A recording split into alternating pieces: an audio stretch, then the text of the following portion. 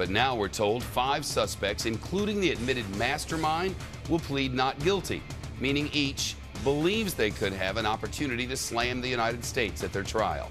It's according to an attorney for one of the suspects, Ali Abdul Aziz Ali. He is the nephew of the fellow suspect, Khalid Sheikh Mohammed, who's reportedly confessed to orchestrating the attacks.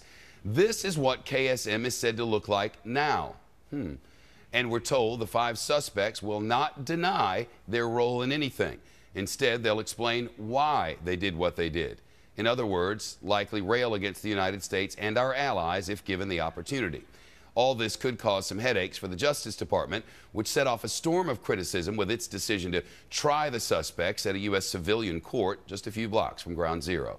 Our senior correspondent, Eric Shawn, with the news. Eric, what are these guys expected to say? Shepard, of course, the judge has to decide what they're allowed to say, doesn't he? Yeah, he does, but they could say basically whatever they want, and they are expected to justify 9/11.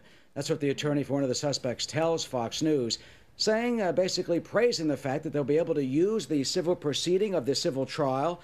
He says that it is a smear campaign to justify Iraq and Afghanistan war.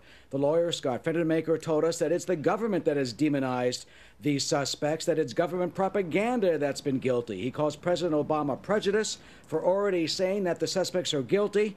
Mr. Fendermeister is a Harvard and Air Force Academy graduate and says he's glad the suspects will finally have their say.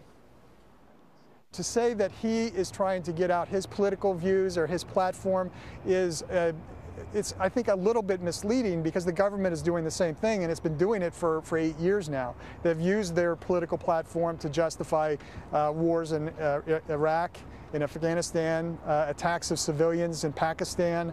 And I think it's hard to say that, oh, these guys might get up for a couple of days and say things that we disagree with in a federal courthouse in New York and somehow condemn that, when we've been doing it for 8 years now. Well, Mr. Fenstermaker told us, yes, it is propaganda. Propaganda for the U.S. government, he says. Shepard? What about reaction, Eric? Reaction is mixed. Some family members of 9/11 victims say that nothing can compare to what happened on that day, not words in a courtroom. But others say that it's horrible to give them this platform, and it's happened before. We have some pictures of a previous terror case believed to be the first Islamic attack against America. This happened in 1991. El Sayed Nosair, finally convicted of the assassination of Rabbi Meir Kahane. You can see the demonstrators are protesting for Nosair. These pictures taken by photographer Shannon Taylor. Others, among him, worry that there could be protests for the suspects when this trial begins.